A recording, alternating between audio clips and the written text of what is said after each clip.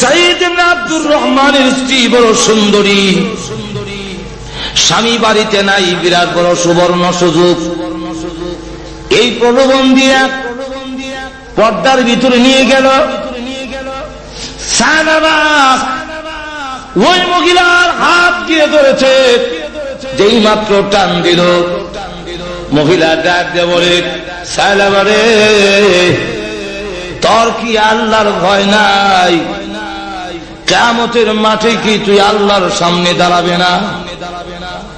তোর ভাইয়ের আমানতের খেয়ানত তুই কেমনে করবি? কিয়ামতের মাঠে আল্লাহর সামনে কি জবাব দিবে? বিশ্বাসঘাতকতা এবং জিনা যদি করস।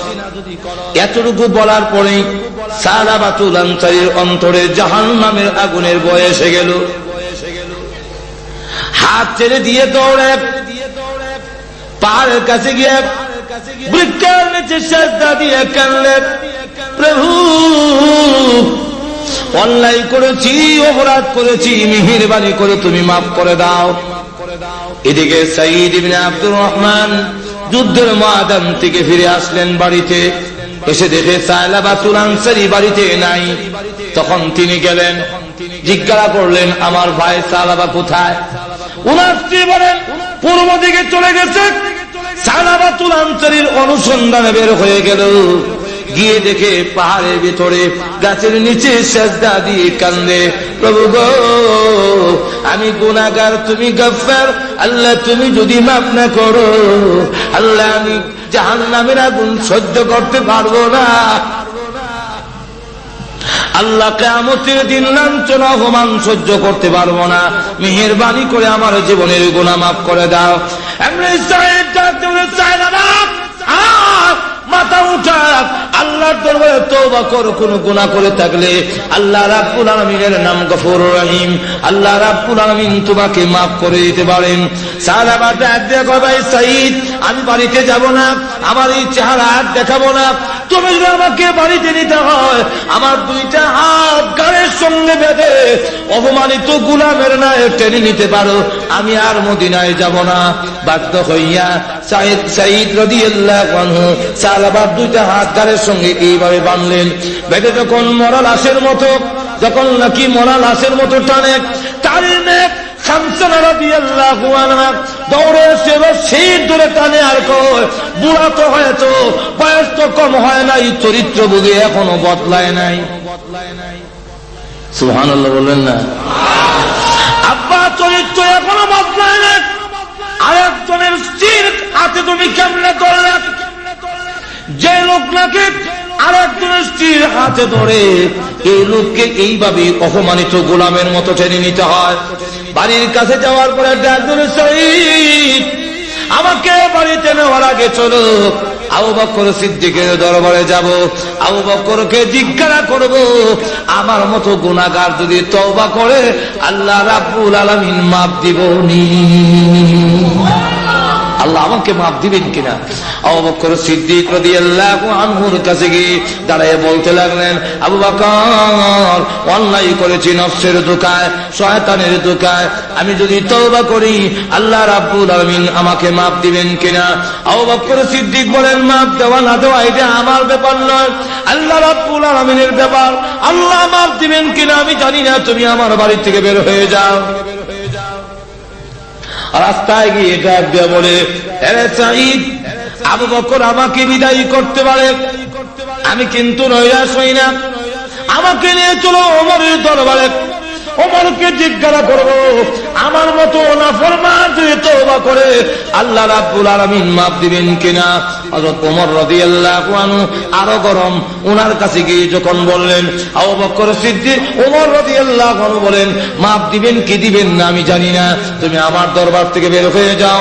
তখন ওনার রাস্তায় বের হয়ে গিয়ে বলে, সাইদ, আমাকে ওমর বিদায় করে দিতে পারে, আমি আল্লাহর রহমত থেকে নারাজ হব না, আমাকে নিয়ে চলো, আলীর দরবারে আলীকে জিজ্ঞাসা করব আমার মতো গুনাহগারকে মাফ দিবে কিনা।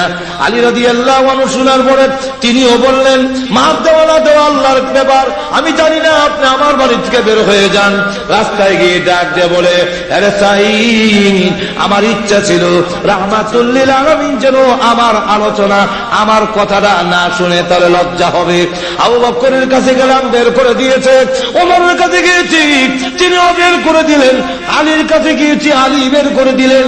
এবার বাধ্য হয়ে চলো রাহমাতুল লিল আলামিন দয়াল নবীর কাছে। আমার মনে হয় রাহমাতুল লিল আলামিন তার গুনাহগার উম্মতকে বিদায় করবে না। চলো রসুলের দরবারে যাই। রসুলের সামনে দাঁড়ায় বলেন, ইয়া রাসূলুল্লাহ, ইয়া হাবিবাল্লাহ, ওগো আল্লাহর হাবিব, আমার মতো গুনাহগার আল্লাহ রাব্বুল আলামিন মাফ দিবেন কিনা, মাফের কোনো ব্যবস্থা আছে কিনা? রাসূল বলেন, মাফ দেওয়া না দেওয়া আল্লাহর কাজ, আমি জানি না তোকে মাফ দিবেন কিনা, কিন্তু আমার রাগ হলো বিশ্বাসঘাতকতা কেন করলে?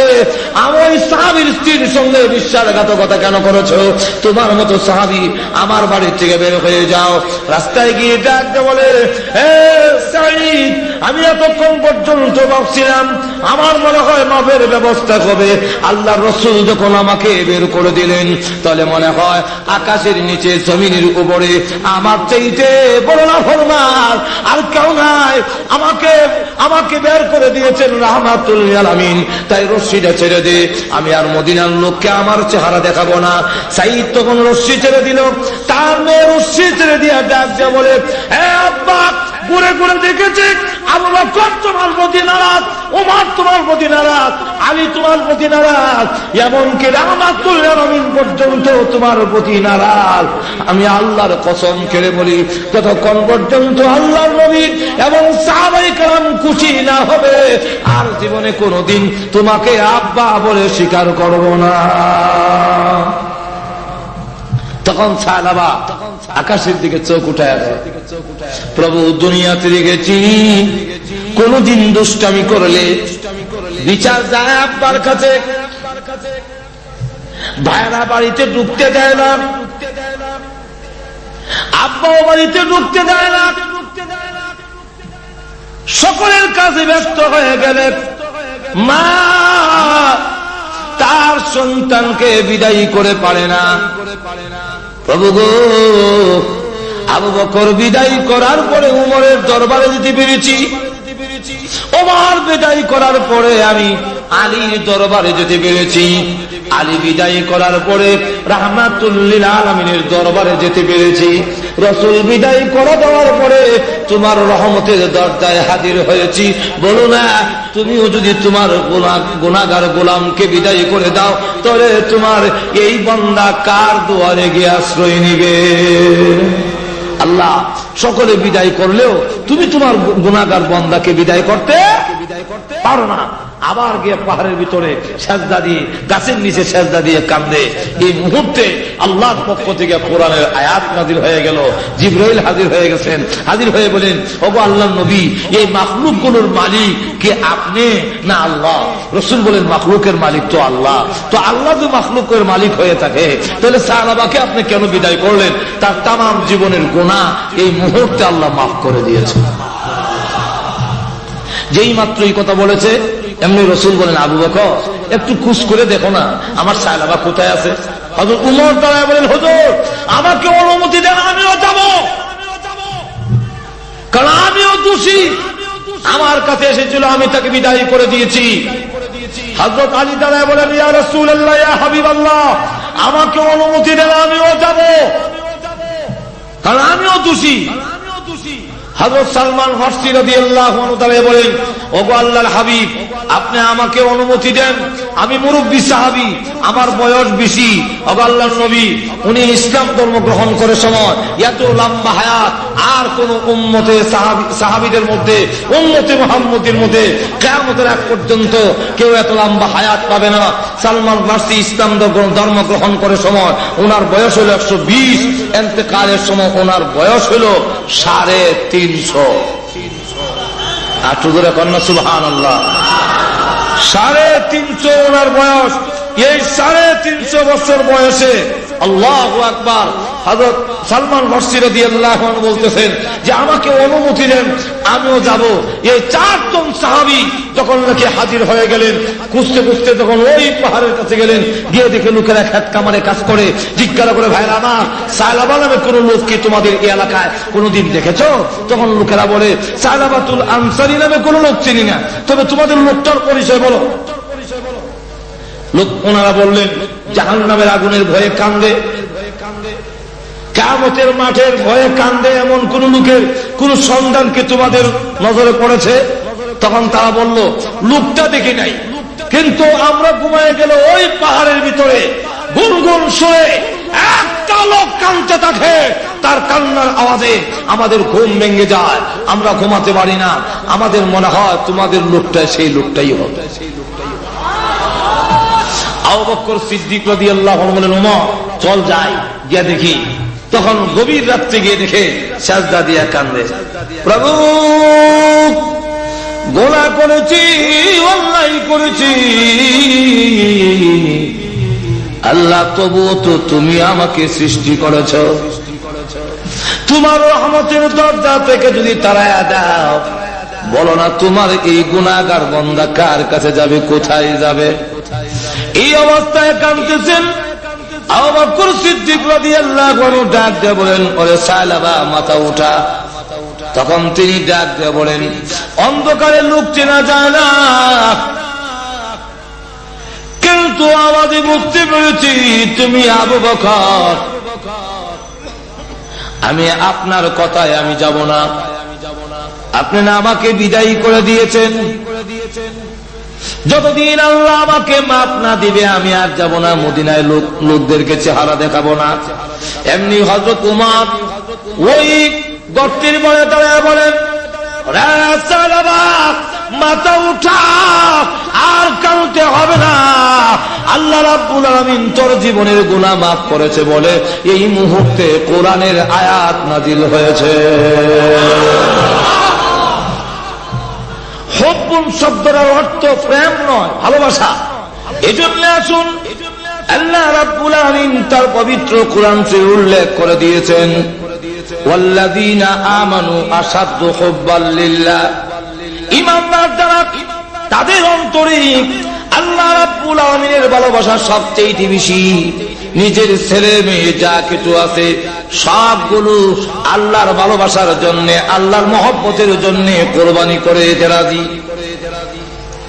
ইব্রাহিম আলাইহিস সালাতু ওয়াস সালামের দিকে লক্ষ্য করে দেখুন, আল্লাহ প্রথমত পরীক্ষা নিলেন, হ্যাঁ ইব্রাহিম, আমি তোমাকে পরীক্ষা নিব, তোমার প্রাণের ভালোবাসা মহব্বত বেশি না আমি আল্লাহর জন্য মহব্বত বেশি?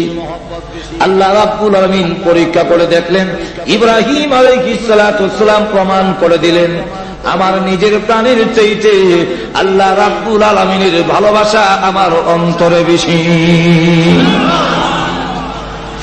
আগুনের সামনে হাজির করা হলো, তাফসীরের কিতাব উল্লেখ করে দিয়েছে, চতুর্দিকে 30 হাত উঁচা ওয়াল দেওয়া হয়েছে, 2 মাস পর্যন্ত লাকড়ি জমানো হয়েছে, তারপরে আগুন ধরে দেওয়া হয়েছে। ইব্রাহিম আলাইহিস সালাতু ওয়াস সালামের সামনে আগুন, জিবরাইল এসে বলেন আমার কাছে বলুন, আগুন আমি নিভাইয়া দেই। মিকাইল এসে বলে, ওগো আল্লাহর পয়গম্বর আমার কাছে বলুন, আগুন নিভাইয়া দেই। ইব্রাহিম আলাইহিস সালাতু ওয়াস সালাম ডাক দিয়ে বলেন, এ জিবরাইল, ও ইসরাফিল, তোমরা এসেছো আগুন নিভাইয়া দেওয়ার জন্য, আমার আল্লাহ কি দেখেন না আমি যে আগুনে চলে যাব? সুবহানাল্লাহ বললেন না?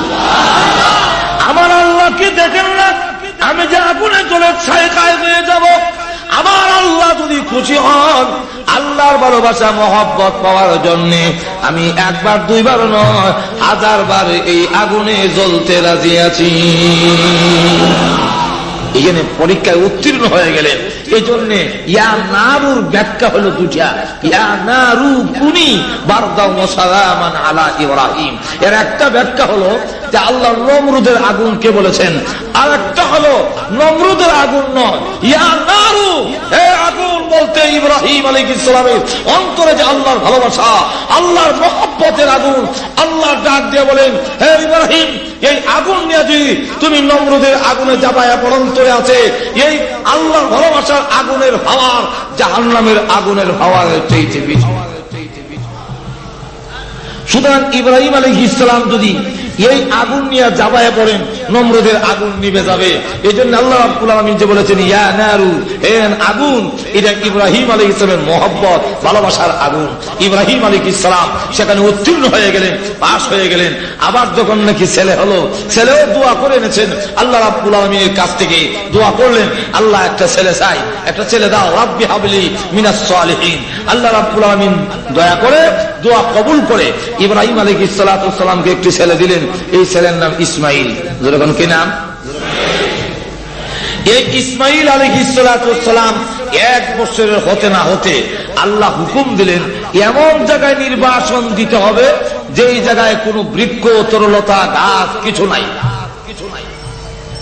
সেই ইতিহাস আমি যাব না, শুধু দৃষ্টান্ত স্বরূপ বলছি। ইব্রাহিম আলাইহিস সালাম প্রস্তুত হয়ে গেলেন।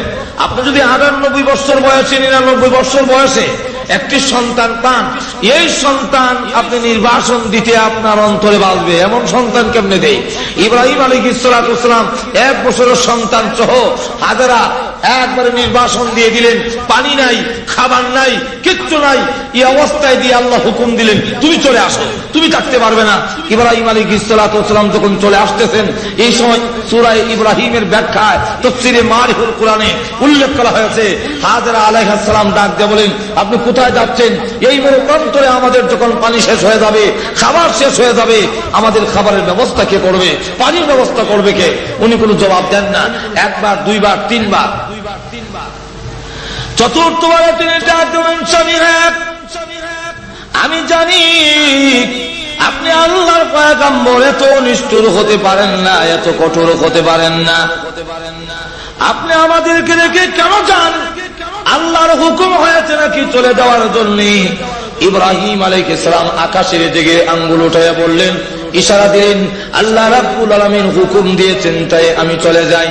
যেই মাত্র কথা বলেছেন, হাজরা আলাইহিস সালাম ডাক দিয়ে বলেন, আল্লাহর যদি হুকুম হয়ে থাকে আপনি চলে যান, আমার কোনো আপত্তি নাই। আমি আল্লাহর কসম করে বলি, এমন আল্লাহর প্রতি আমি ঈমান আনি নাই যে আল্লাহ বড় প্রান্তরে আমার খাবার পৌঁছাইতে পারে না। আল্লাহ রাব্বুল আলামিন মরু প্রান্তরে খাবার পৌঁছাবার মতো ক্ষমতা আছে তো? আরো দূরে চিৎকার দিয়ে বলা আছে কিনা? ভাইরা আমার, ইব্রাহিম আলাইহিস সালাম ছেলে নির্বাসন দেওয়ার বেলায়, মহব্বতের বেলায় পাস, যেরকম ঠিক কিনা? শুধু তা না, এক একটা করে ইব্রাহিম আলাইহিস সালাম ওনার ছেলেকে কুরবানি দেওয়ার জন্য যে আল্লাহর হুকুম হলো, সেখানে কুরবানি দেওয়ার জন্য প্রস্তুতি গ্রহণ করে নিলেন। হাতে ছুরি ধরলেন, আল্লাহু আকবার বলে ফেলবে। আল্লাহ ডাক দিয়ে বলেন, আমি যা চেয়েছিলাম তা তো পেয়ে গেলাম, আর কুরবানি হওয়ার প্রয়োজন নাই। আমি চেয়েছিলাম এটা দেখার জন্য সন্তানের প্রতি ভালোবাসা বেশি না আমার প্রতি বেশি? সুবহানাল্লাহ। আল্লাহ রাব্বুল আলামিন বলেন, পরীক্ষায় উত্তীর্ণ হয়ে গেছে, যেহেতু ছুরি হাতে নিয়েছেন, আল্লাহু আকবার, এখন তো গলায় ছুরি লাগায় দেবে। আল্লাহ ডাক দিয়ে বলেন, হ্যাঁ জিবরাইল, জান্নাতের ভেতর থেকে দুম্বার একটা লোহার টুকরা নিয়ে যাও। ইব্রাহিম আলাইহিস সালামের ছুরি যেন ইসমাইলের গলা কাটতে না পারে, ইসমাইলের তুতার নিচে লোহার টুকরা ধরে রাখবা।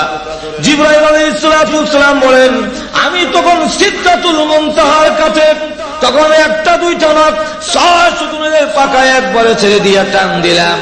মিনা বাজারের ময়দানে গিয়ে দেখি ইব্রাহিম আলাইহিস সালামের ছুরি এখনো যায় নাই, আমি তার আগে জান্নাতি টুকরা নিয়ে হাজির হয়ে গেছি। তুতার নিচে লোহার টুকরা ধরে রাখছেন ইব্রাহিম আলাইহিস সালাম, আর যাবার সময় বলছেন আল্লাহু আকবার। যেই মাত্র আল্লাহু আকবার বলেছেন, ইব্রাহিম আলাইহিস সালামের কানে আওয়াজটা গেল, তখন তিনি ডাক দিয়ে বলেন, কে তুমি? এই মরুপ্রান্তরে আমার ছেলে আর আমি ছাড়া কেউ নাই। আল্লাহু আকবার কে বলেছো? এই মিনাতে তো আর কেউ নেই, নিশ্চয় আল্লাহর কোন রহমতের ফেরেশতা হবে। তাহলে শোনো, আল্লাহর রহমতের ফেরেশতা যদি হয়ে থাকো, আশ্চর্য হয়ে গেছো যে আমার ছেলে আমি একমাত্র সন্তান, কিভাবে আমি জবে করছি, এই দৃশ্য থেকে আশ্চর্য হয়ে গেছো।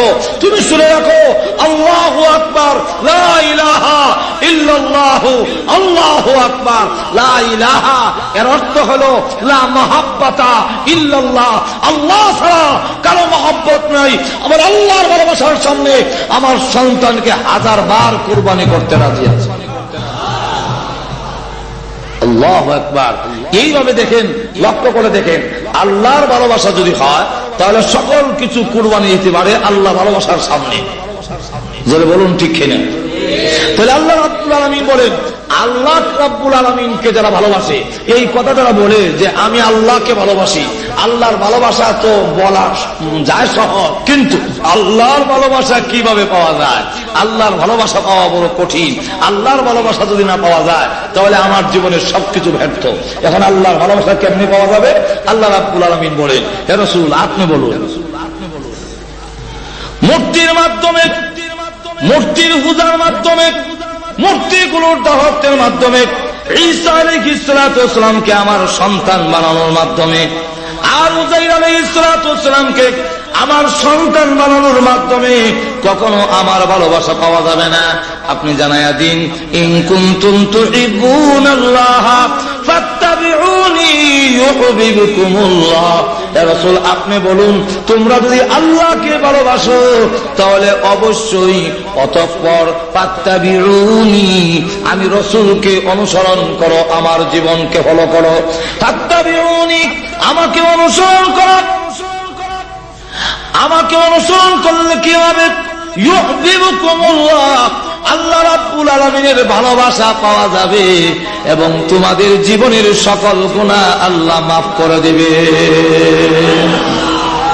তাহলে আল্লাহর ভালোবাসা পেতে হলে রাসূলের জীবন আদর্শকে অনুসরণ করতে হবে। যেরকম ঠিক কিনা? আরো জোরে বলুন ঠিক কিনা? যদি আল্লাহর ভালোবাসা বলে আমি আল্লাহকে ভালোবাসি, তাহলে বলুন দেখি, মূর্তির পূজার মাধ্যমে আল্লাহর ভালোবাসা পাওয়া কি সহজ? সম্ভব? কেন? আল্লাহ রাসূল মূর্তির সামনে মাথা নত করে নাই। অতএব মূর্তির সামনে মাথা নত করে কখনো আল্লাহর ভালোবাসা যারা দাবি করে, এই দাবি হবে কিন্তু আল্লাহর ভালোবাসা পাওয়া যাবে না। এতক্ষণ পর্যন্ত আলোচনার মাধ্যমে বোঝা গেল, আল্লাহর ভালোবাসা পেতে হলে রাসূলকে অনুসরণ করতে হবে, রাসূলের জীবনকে আমরা ফলো করতে হবে, রাসূলের জীবন আদর্শকে আমরা গ্রহণ করতে হবে। এখন রাসূলের জীবন আদর্শ গ্রহণ করব কেন? যেরকম ঠিক না? রাসূলের জীবন আদর্শ গ্রহণ করার কারণ হলো, একটা মানুষকে মানে যেই সমস্ত গুণগুলোর কারণে একে অন্যকে ফলো করে, অনুসরণ করে, এই 7টি গুণ একমাত্র আমাদের নবীর কাছে ছিল। আল্লাহ রাব্বুল আলামিন বলেন যে এই চরিত্রের অধিকারী একমাত্র বিশ্ব নবী ছাড়া পৃথিবী আর কাউকে আল্লাহ পাঠান নাই। যেরকম ঠিক কিনা? وَإِنَّكَ لَعَلَى خُلُقٍ عَظِيمٍ। আল্লাহ রাব্বুল আলামিন বলেন রাসূলের চরিত্র হলো মহান চরিত্র। কোন আসুন, এই চরিত্র হলো 3 ভাগে বিভক্ত। একটা চরিত্র হলো খুলুকে আহসান, মানে উত্তম ভালো চরিত্র, আরেকটা হলো উত্তম চরিত্র, আরেকটা হলো মহান চরিত্র। ভালো চরিত্র হলো আপনি যদি তাকে গালি দেন তাহলে সে পাল্টা আবার একটা সমান সমান গালি দিয়ে দিল, বেশি দিল না, এই লোকটা মোটামুটি ভালোই। আর যে লোকটা নাকি আপনি গালি দিলে তাকে সে মাফ করে দেয়, এটার নাম হলো উত্তম চরিত্র। আর মহান চরিত্র হলো তার কাছে তাকে কেউ গালি দিলে, তার সাথে খারাপ আচরণ করলে পাল্টা উনি তার সাথে এমন সুন্দর আচরণ করেন যে আচরণে তার খারাপ চরিত্র ভালো হয়ে যায়। এই চরিত্রটা ছিল একমাত্র মুহাম্মাদুর, আর যখন মুহাম্মাদুর। এই জন্য আসুন আল্লাহর হাবিব রাহমাতুল লিল আলামিনের কাছে সূর এসে বলা হয়ে গেছে, যারা জিনা করত রাসূলের কাছে এসে এক সাহাবী বলেন, ইয়া রাসূলুল্লাহ, ইয়া হাবিবাল্লাহ, আমি জিনা করতে মন চায়, আমার জিনার জন্য অনুমতি দিন, পারমিশন দিন। আমাদের দেশের কোন জিনাকারী বেবিচারী কি পিসা হুজুরের কাছে গিয়ে বলবে নাকি যে আমাকে জিনা করার অনুমতি দিন? আর যদি বলে তাহলে জুতাটা ফিরানো শুরু হয়ে যাবে। কিন্তু আল্লাহ হাবিব রাহমাতুল আলামিন রাগ করলেন না, গোসা করলেন না, তাকে শুধু বললেন ঠিক আছে আগে বলো তোমার বোনের সাথে যদি কেউ জিনা করতে চায় তুমি পারমিশন দিবি কি? না গো হুজুর, হাত ভেঙে ফেলবো। কেউ যদি তোমার মেয়ের সাথে জিনা করতে চায় তুমি পারমিশন দিবি? হুজুর বলেন কি? ঠ্যাং ভেঙে গেলাম। তোমার মার সাথে যদি কেউ জিনা করতে চায় তুমি অনুমতি দিবি কি? হুজুর ওর মাথা ভেঙে ফেলবো। ঠিক আছে, তোমার স্ত্রীর সঙ্গে যদি কেউ জিনা করতে চায় তুমি পারমিশন দিবি কি? হুজুর ইচ্ছে ফিরে সিংহে ফু দেওয়ার আগে আমি নিজে ফু দিলাম, কিয়ামত শুরু করে দেব। আল্লাহ রাসূল বলেন এবার জবাব দেখ, পৃথিবীর যত মহিলা আছে সব মহিলা 4 ভাগে বিভক্ত, হয়তো কারো মেয়ে, না হয় কারো বোন, আর না হয় কারো মা হবে, না হয় কারো স্ত্রী হবে। তুমি যার সাথে জিনা করবে ওই মহিলা তো কারো বোন, না হয় কারো মেয়ে, না হয় কারো মা, না হয় কারো স্ত্রী। তোমার কাছে যেমন তোমার মার ইজ্জত আছে, তোমার কাছে যেমন তোমার স্ত্রীর ইজ্জত আছে, তোমার কাছে যেমন তোমার বোন এবং তোমার মেয়ের ইজ্জত আছে। যেই লোকের বোনের ইজ্জত নষ্ট করবে তারও তো বোনের ইজ্জত আছে, কেমনে নষ্ট করবে? তার কাছে তো খারাপ লাগবে। এমনি লোকটা হুজুর এমন সুন্দর চরিত্র জীবনে কোনোদিন কারো কাছে পাই না গো আল্লাহর হাবিব, আজ থেকে তওবা করলাম, আর জিন্দেগিতে কোনোদিন আমি জিনা করব না। ভাইরা আমার, তাহলে দেখা গেল রসুলের চরিত্রের কাছে আসলে খারাপ চরিত্রের লোক ভালো হয়ে যায়। আল্লাহু আকবার। অসংখ্য ঘটনা যারা নাকি পরিবর্তন হয়ে গেল, আগে জিনা করত এখন জিনা করবে দূরের কথা, সামান্য অন্যায় করার কারণে খালি কান্দে আর কান্দে। একটি ঘটনা আপনাদের সামনে তুলে ধরি। যে লোকগুলো জিনার মধ্যে লিপ্ত ছিল, জিনা ব্যভিচারের মধ্যে তব্বির কণ্ঠা লিপ্ত ছিল, আল্লাহর হাবিবের চরিত্রের কাজ পায়া এমন অবস্থা হয়ে গেল, এমন অবস্থার পরিবর্তন ঘটল। হযরত সালাবাতুল আনসারী নামে একজন সাহাবী, সালাবাতুল আনসারী ওনার বাড়ি হলো মদিনা, আর মক্কা থেকে হিজরত করে এসেছেন, তার নাম হলো সাঈদ ইবনে আব্দুর রহমান। এই দুইজনকে রাসূল ভ্রাতৃত্ব করে দিয়েছেন, তোমাদেরকে ভাই ভাই বানায়া দিলাম, এক ফ্যামিলিতে চলাফেরা করবে।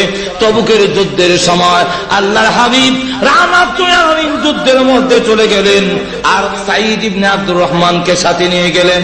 সালাবাতুল আনসারী রাদিয়াল্লাহু আনহু ওনার ফ্যামিলির দায়িত্ব গ্রহণ করে নিল, কিন্তু যুদ্ধে যাওয়ার পরে শয়তান প্ররোচনা দিয়ে সালাবাতুল আনসারীর সঙ্গে তুলে ধরা হলো,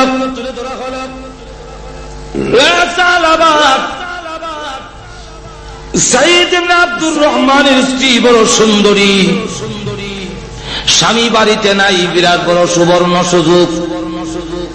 এই প্রলোভন দিয়া পর্দার ভিতরে নিয়ে গেল। সালাবা ওই মহিলার হাত দিয়ে ধরেছে, যেই মাত্র টান দিল, মহিলা ডাক দিয়ে বলে, সালাবা রে, তোর কি আল্লাহর ভয় নাই? কিয়ামতের মাঠে কি তুই আল্লাহর সামনে দাঁড়াবে না? তোর ভাইয়ের আমানতের খেয়ানত তুই কেমনে করবি? কিয়ামতের মাঠে আল্লাহর সামনে কি জবাব দিবে? বিশ্বাসঘাতকতা এবং জিনা যদি করস। এতটুকু বলার পরে সালাবাতুল আনসারীর অন্তরে জাহান্নামের আগুনের ভয় এসে গেল। হাত ছেড়ে দিয়ে দৌড়ে পাহাড়ের কাছে গিয়ে বৃক্ষের নিচে সেজদা দিয়ে কাঁদলেন, প্রভু অন্যায় করেছি, অপরাধ করেছি, মেহেরবানি করে তুমি মাফ করে দাও। এদিকে সাঈদ ইবনে আব্দুর রহমান যুদ্ধের ময়দান থেকে ফিরে আসলেন বাড়িতে, এসে দেখে সালাবাতুল আনসারী বাড়িতে নাই। তখন তিনি গেলেন, জিজ্ঞাসা করলেন আমার ভাই সালাবা কোথায়? ওনার স্ত্রী বলেন পূর্ব দিকে চলে গেছে। সালাবাতুল আনসারীর অনুসন্ধানে বের হয়ে গেল, গিয়ে দেখে পাহাড়ের ভিতরে গাছের নিচে সেজদা দিয়ে কান্দে, প্রভু গো আমি গুনাহগার, তুমি গফফার, আল্লাহ তুমি যদি মাফ না করো, আল্লাহ আমি জাহান্নামের আগুন সহ্য করতে পারবো না।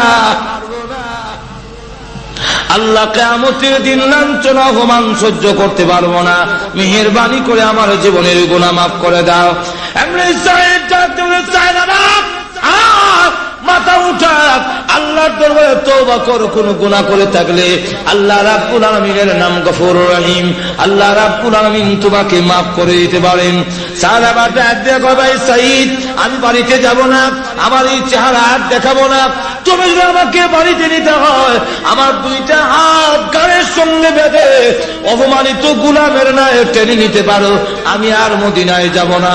বাধ্য হইয়া সাইদ রাদিয়াল্লাহু আনহু সাহাবার দুইটা হাত গাড়ির সঙ্গে এইভাবে বাঁধলেন, বেঁধে যখন মরা লাশের মতো, যখন নাকি মরা লাশের মতো টানে, টানে খামসানা রাদিয়াল্লাহু আনহা দৌড়ে এসে রশিদ ধরে টানে আর কয়, বুড়া তো হয়তো, বয়স তো কম হয় নাই, চরিত্র বুঝি এখনো বদলায় নাই।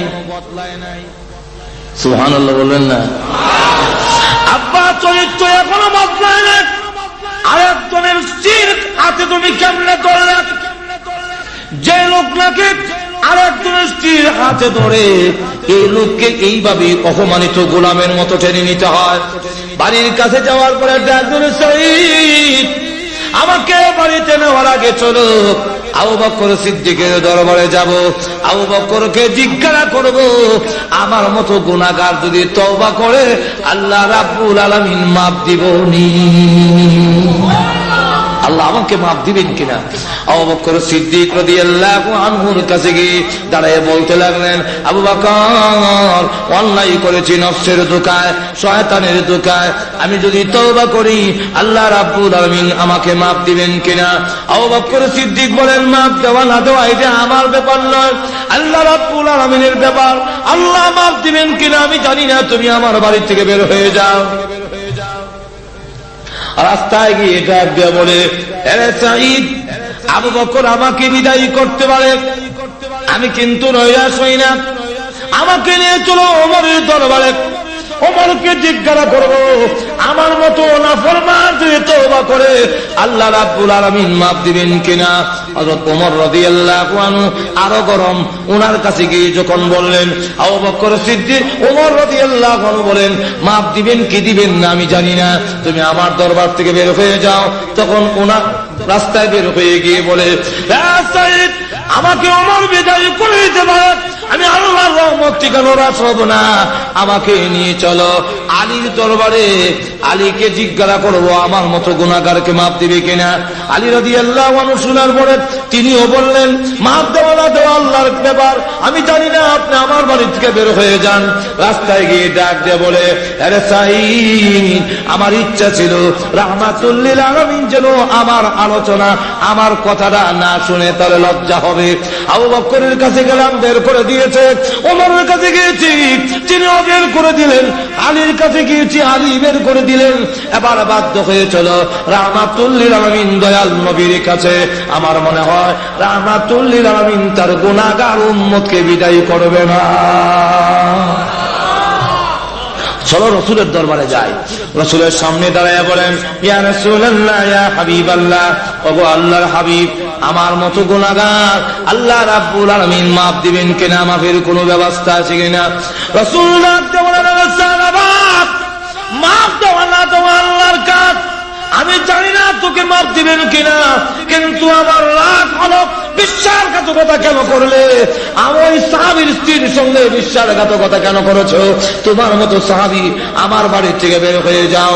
রাস্তায় গিয়ে ডাকতে বলে, হে সাইদ আমি এতক্ষণ পর্যন্ত ভাবছিলাম আমার মনে হয় মাফের ব্যবস্থা হবে, আল্লাহ রসুল যখন আমাকে বের করে দিলেন তাহলে মনে হয় আকাশের নিচে জমিনের উপরে আমার চাইতে বড় নাফরমান আর কেউ নাই, আমাকে বের করে দিয়েছেন রাহমাতুল লিল আলামিন, তাই রশ্মিটা ছেড়ে দে, আমি আর মদিনার লোককে আমার চেহারা দেখাবো না।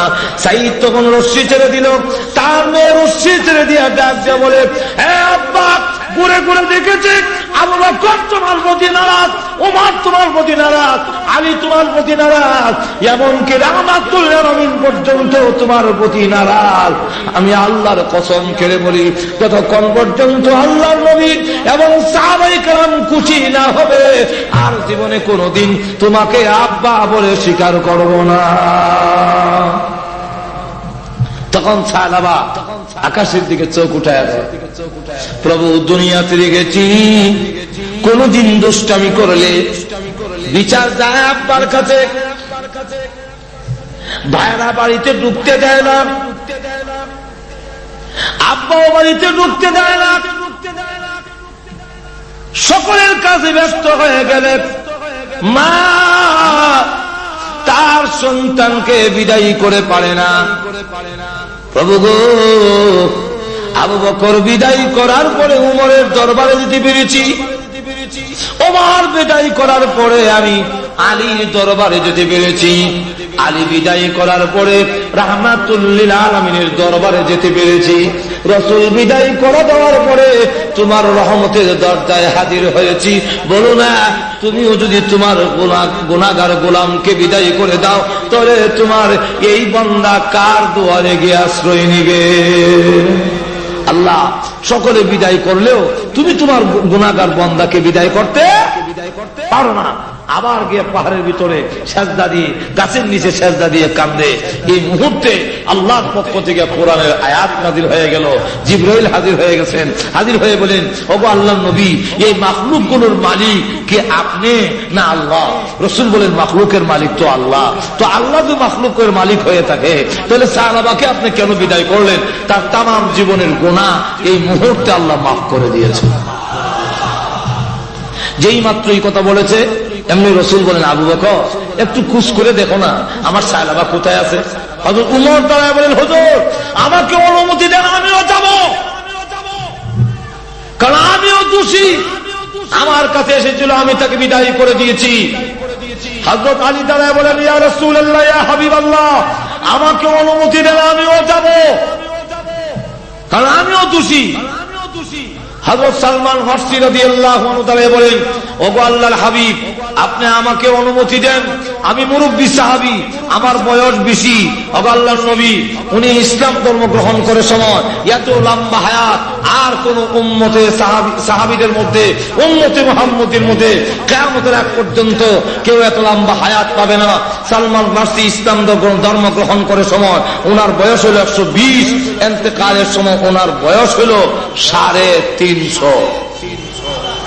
আটু ধরে কন্যা সুবহানাল্লাহ, 350 ওনার বয়স।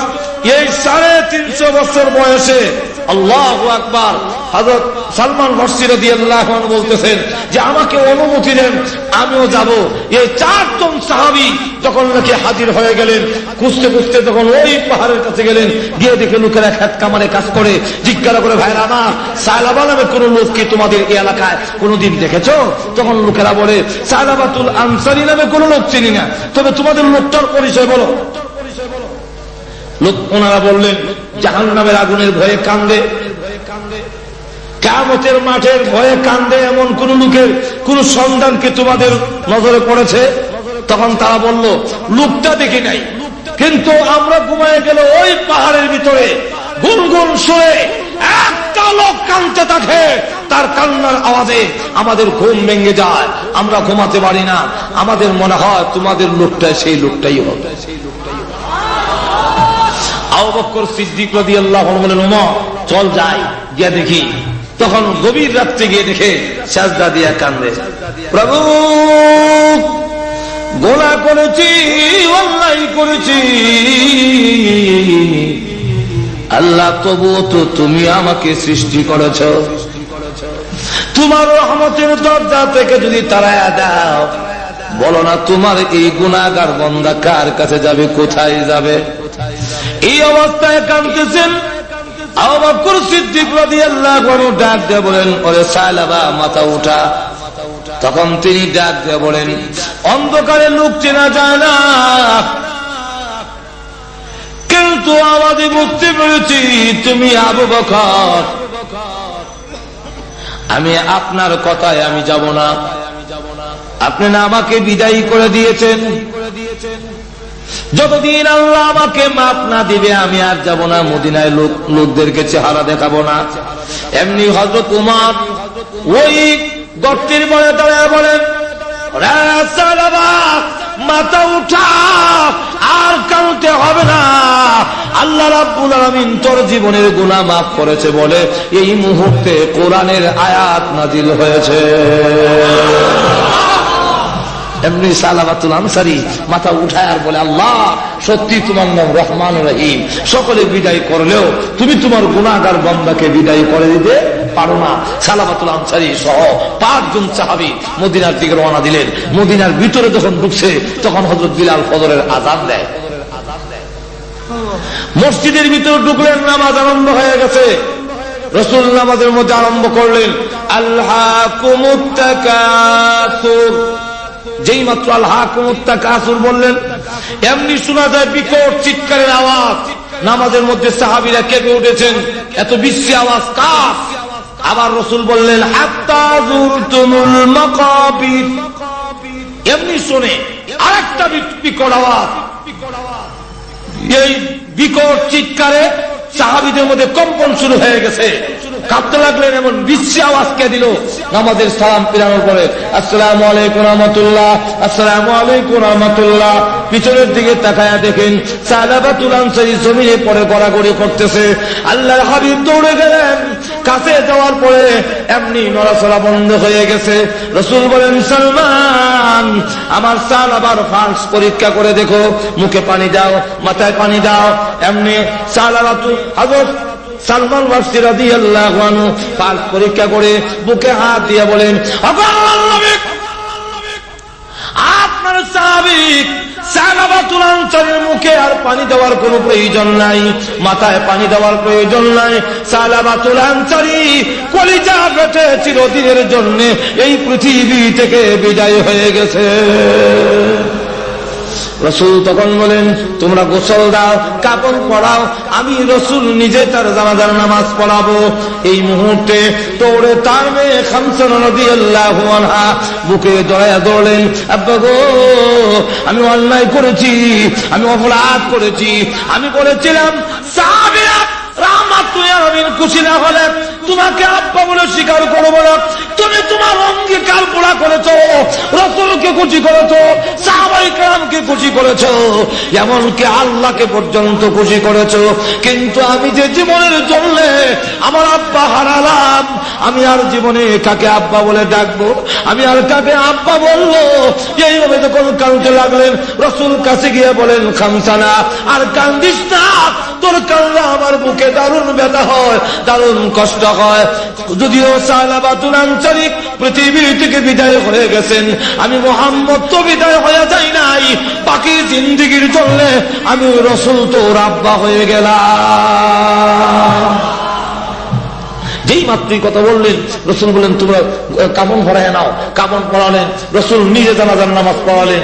লাশ সামনের দিকে যায়, রাসূল লাশের সাথে সাথে কবরস্থানের দিকে যাচ্ছেন, কিন্তু উকি দিয়ে হাঁটেন, পা গুলো উকি দিয়ে কালো আঙ্গুল ভর দিয়ে দিয়ে সামনের দিকে যাচ্ছেন। খলিফাতুল মুসলিমিন ওমর তিনি ডাক দিয়ে বলেন, ইয়া রাসূলুল্লাহ, ইয়া হাবিবাল্লাহ, আপনার পাটা জমিনে ফালান না কেন? আঙ্গুলে ভর দিয়ে হাঁটলে এত তো আপনার কষ্ট হয়, আপনি পুরা পা জমিনে ফালান না কেন?